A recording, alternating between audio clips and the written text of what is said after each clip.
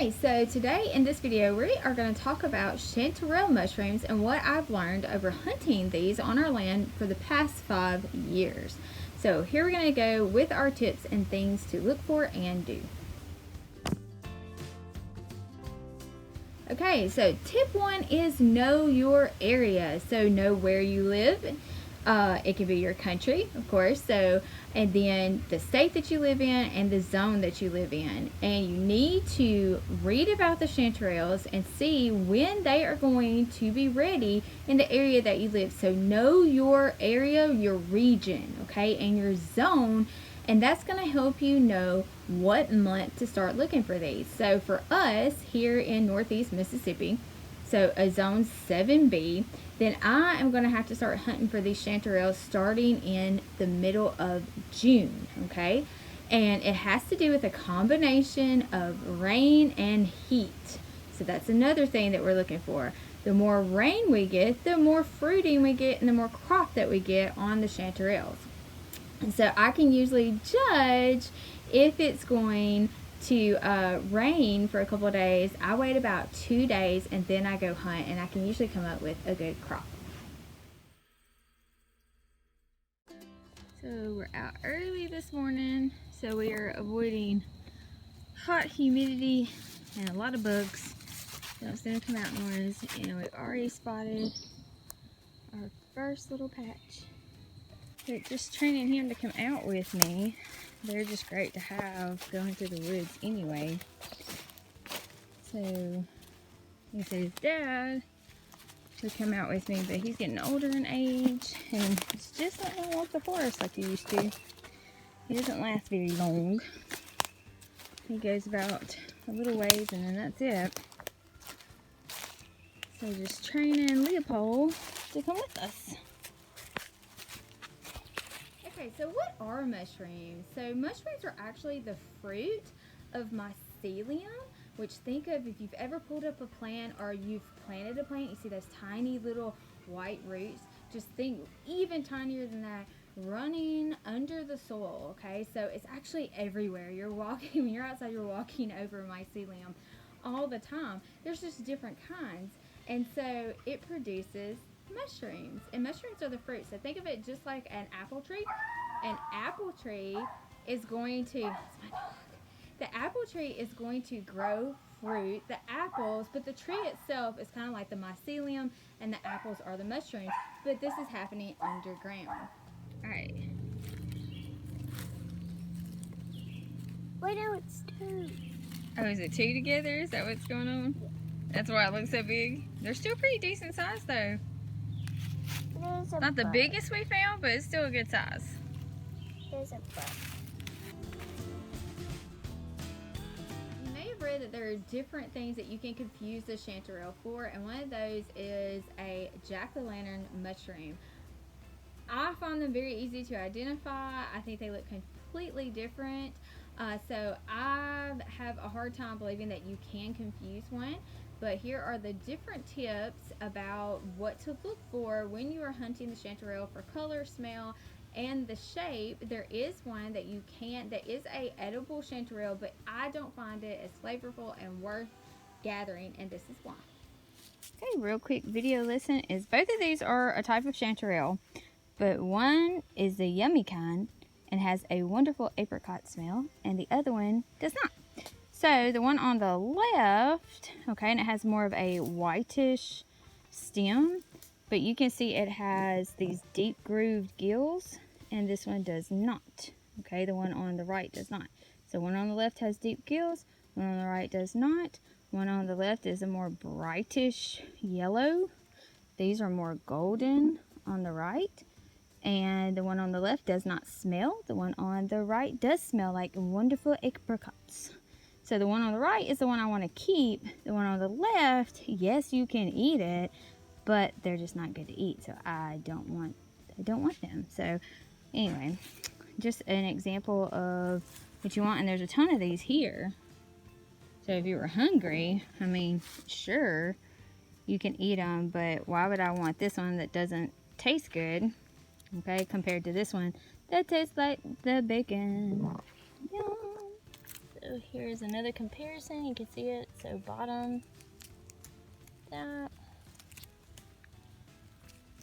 Tops, they also have kind of like just a different color, more gold, more yellowish. Like I said, these have a wonderful apricot-y smell. Delicious. Okay, here are two books that I use all the time because they are two guides that are specifically for around my area. So even though this is the Carolinas, this is actually one that I look at most just because it has really good descriptions and photos and stuff. And then this is Southeast, and the Carolinas is very close to where I am too, across the zones. So it seems to work out for me. And this was a really good one too. They both have great information. And you can look through and find pretty much anything you're looking for in both of them. And I am constantly going in both of these books, looking up stuff and learning. And it's really important that you have these available for yourself if you're going to be mushroom hunting. And so highly recommend these. I think you can, pretty much get them anywhere, order them. I ordered both of mine. But lots of really good information. Like here I have both of the summers that we have found them, and I really need to write out exactly where we found them, and I actually found one last year, so I have to update this to 2020. We found one on a hike then, and somehow both years we found them. They're great, they're awesome, they taste like bacon, so when I find them I'll definitely do a video on it.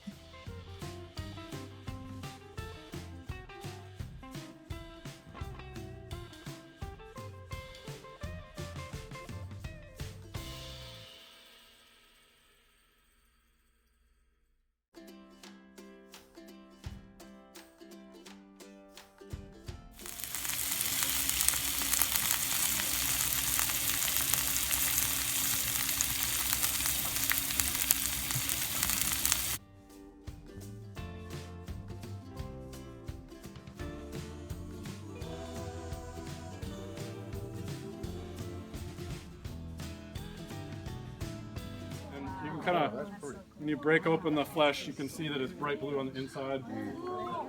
And that's a really distinctive species called Lactarius indigo, and it's edible. It's a really good edible.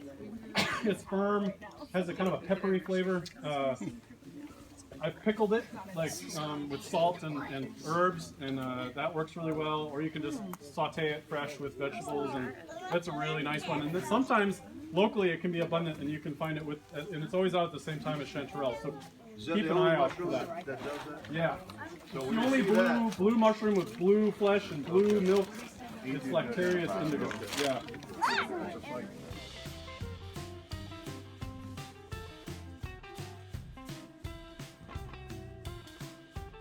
Chanterelles like to grow along slopes, okay? So usually if you find chanterelles at the bottom of the slope, you can look up that hill and you should be able to see a trail of where the chanterelles have started from or are coming from. Same thing on the opposite end. If you're at the top of the hill, you want to look down and you should be able to follow a trail down the hill and also find a nice little cropping there too. More big. Let's see, there's a couple of big ones there. There. This area doesn't get the huge ones, like down closer to another area we have.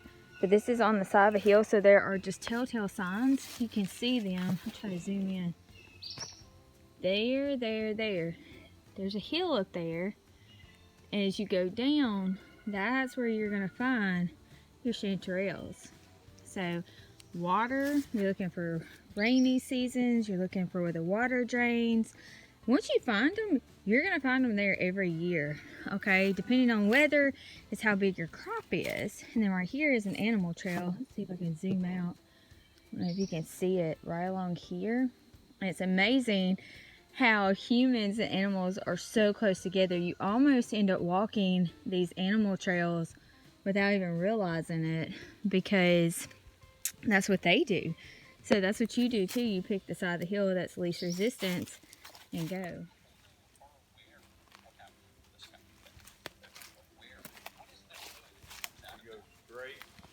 Yeah, there's a bunch down there.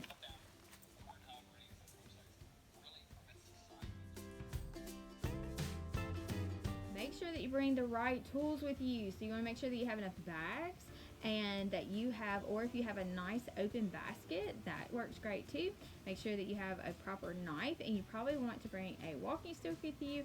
And make sure that you have your phone charged and ready and plenty of storage so that you can take photos of the different mushrooms that you see along your hunting adventure. I'm just gonna see with the knife, I just go down here and I just grab at the bottom, like that.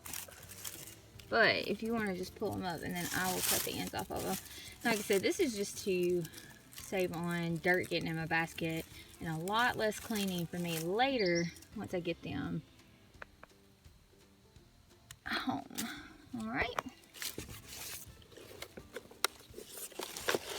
Which I try to cut them out here, but it really just depends on how hot it is. If it's super hot, I'm not cutting them out here and wasting time. I'll do it when I get to the house and the air conditioning. So, and the only thing I didn't bring was my walking stick, which I regret now, because there's nothing worse than walking over spider webs. Spider webs in your face. Yeah.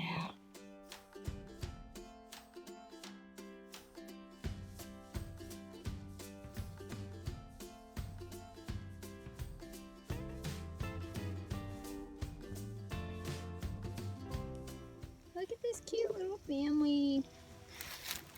Watch what happens when you touch these. They will bruise on the underside. Watch. Look at that. And turn. Cool, so you can write little messages. Brown with white around it. See, I can actually write on it. Isn't that neat? I'm not eating that one though.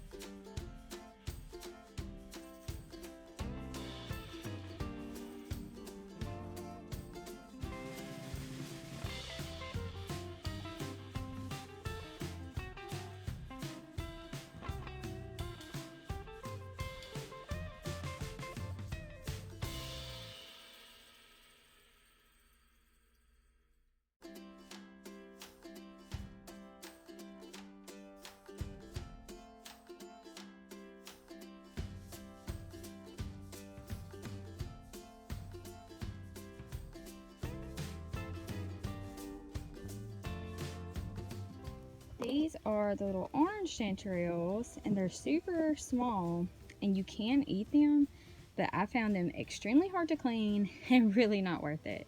So I have seen where like Forager Chef has made like a cool sherbet with it, but I think they're really neat. I guess if I was desperate I could eat them, but not really worth my time.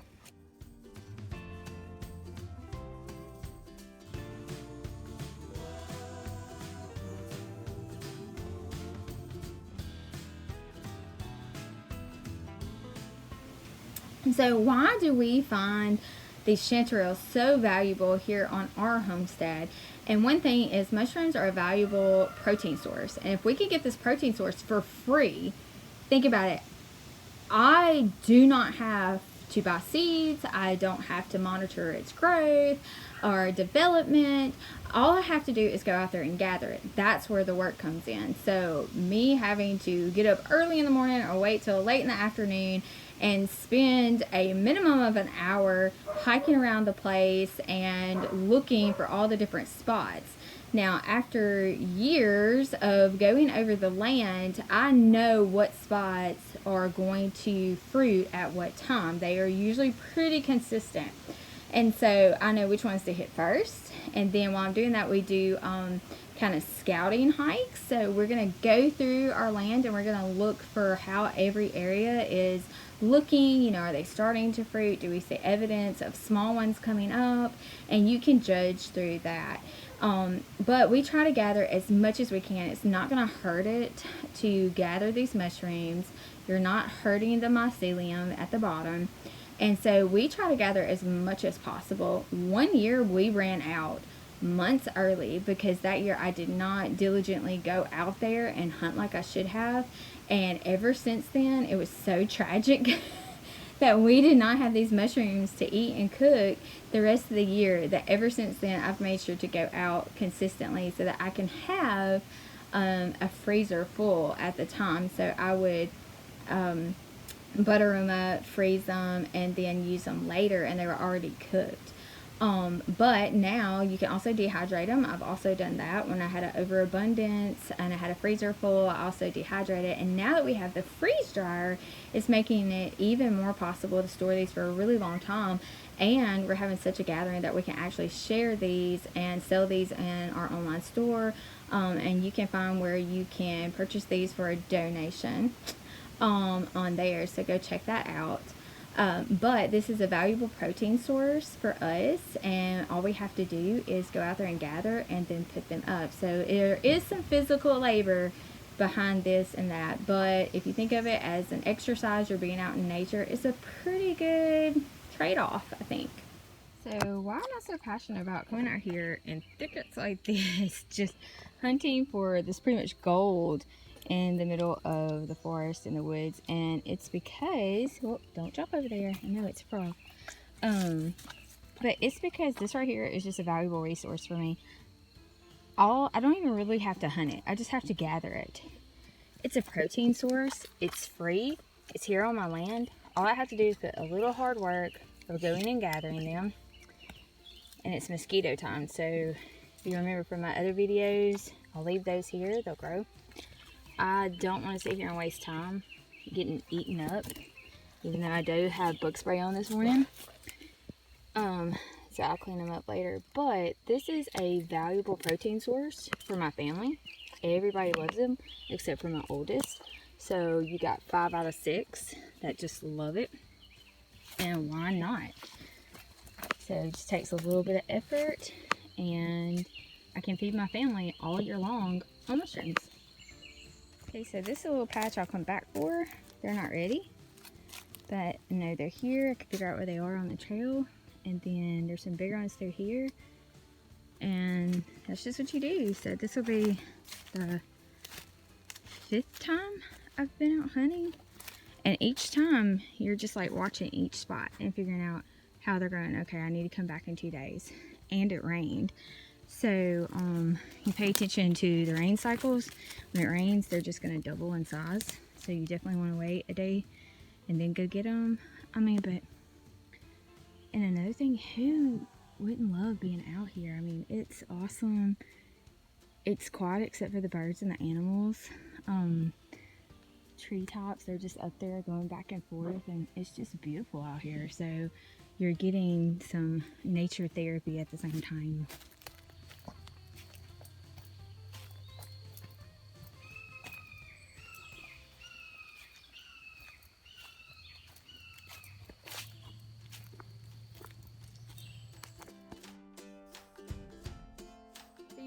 Properly clean your chanterelles when you bring them home. So make sure that you have the following ready and that you have time. You really want to start prepping these mushrooms and cleaning them as soon as you bring them home. So make sure that you give yourself time to do that, okay? Because there's been plenty of nights where I'm up till 10, 11 o'clock at night washing mushrooms and putting them up, or getting them ready to dry to put up the next morning. So just prepare and make sure that you have the right amount of time allotted to do this. And these are all the chanterelles that I was able to wash tonight. You see we've got some pretty big ones. Look at that. And this is only half of the bag, and I have a whole nother half, so they're right here down, and they're pretty thick. So that's going to take me all tomorrow afternoon and morning to do. And that was literally half of the property, like cut in half. We didn't even get to the other half of the property. So, but freezers, freeze dryer full. So here's the bag, and what I'm doing is snipping the ends off, throwing them in the compost, and then putting it in the strainer and take the sprayer, spray it off really good, and get them clean and put them on a tray to dry, and then I'll go back through them a second time to really make sure they're clean before I put them on the drying trays and putting them in the freeze dryer, because I end up having to split them open. And so sometimes when you split them open, so if I can do this with one hand,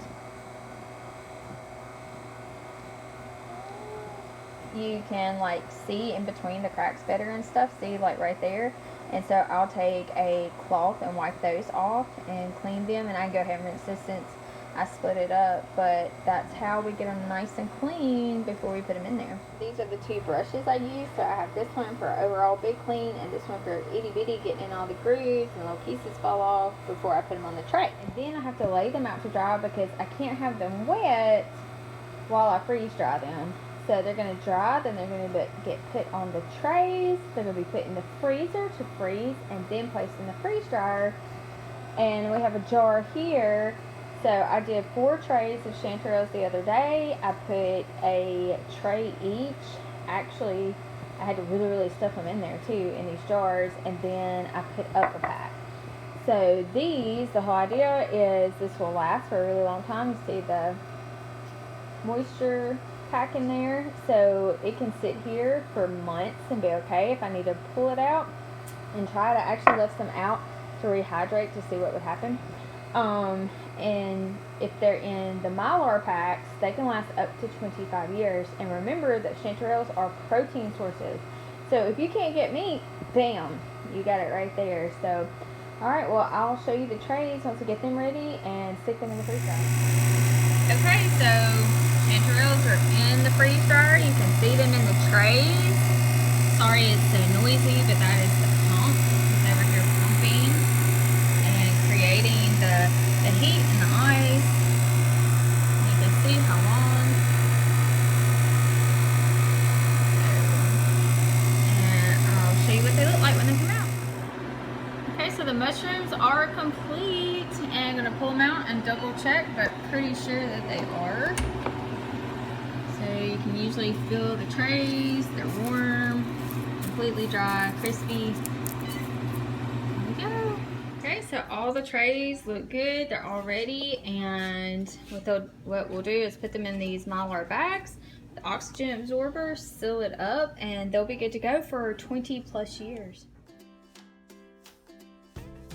Alright, so here are our first chanterelles with a gathered onion, our onion, so first onion of the season, as well as some of our snow peas.